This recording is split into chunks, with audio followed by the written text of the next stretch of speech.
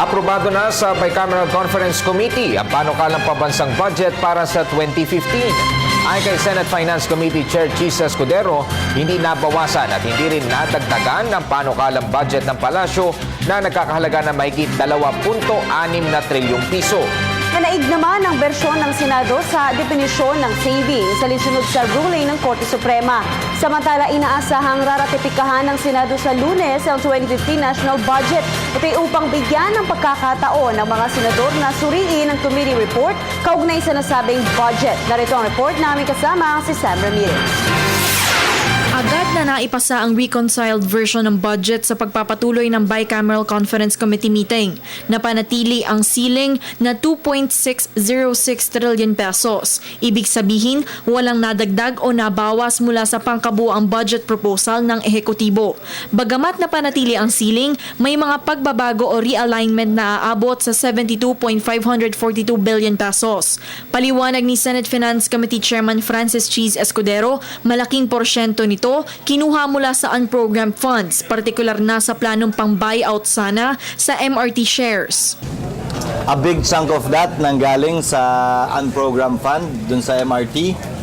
Ang nirestore lamang sa MRT ay yung pambayad o pambili ng remaining outstanding bonds na binabayaran pa rin natin at 15% at yung 6.6 billion roughly para sa pambayad ng buwis in connection with the BOT contract. Sa lahat ng mga ahensya, Department of Education pa rin ang may pinakamalaking bahagi sa budget na siyang aabot sa mahigit 321 billion pesos. Hindi pa kasama dito ang budget para sa mga state colleges and universities. Sinundan ito ng Department of Public Works and Highways. Pangatlo naman ang Department of Social Welfare and Development.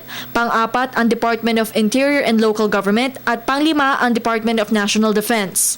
Sa definisyon ng savings at kung kailan ito magagamit, sinabi ni Escudero na mas nasunod ang bersyon ng Senado na siyang mas compliant o sumusunod sa naging desisyon ng Korte Suprema.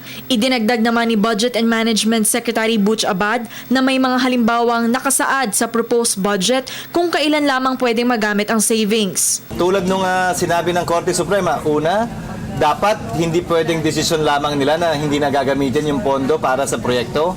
Dapat ang nilagay namin doon, bago nila magamit na savings yun, yung rason kung bakit hindi na matutuloy o hindi na ipapatupad yung proyekto ay hindi dahil sa kagagawa nila mismo o hindi dahil sa kasalanan nila. There is more clarification that was into this, more explicit, and there are very clear examples of when savings are generated. So which I think is good. Wala pang 5 minuto nang maipasa ng BICAM ang panukalang budget sa kanilang ikalawang pagpupulong.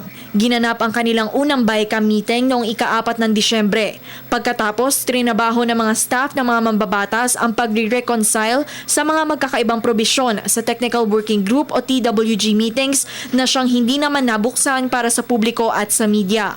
Balak ratipikahan ng Senado ang panukalang budget sa Lunes, ika-15 ng Disyembre. Ito'y upang mabigyan daw ng oras ang ibang mambabatas na masuri pa ang mga pagbabago. Samantala, tinalakay din ng Senate Committee on Finance ang hirit na supplemental budget ng DBM na siyang aabot sa mahigit 22 billion pesos. Ngunit wala pa silang naging konklusyon. May mga ibang ahensya pa kasing nakaschedule na sumalang at magbigay ng mas malalim na paliwanag hinggil sa hinihiling na budget. Para sa Telebisyon ng Bayan, Sam Ramirez.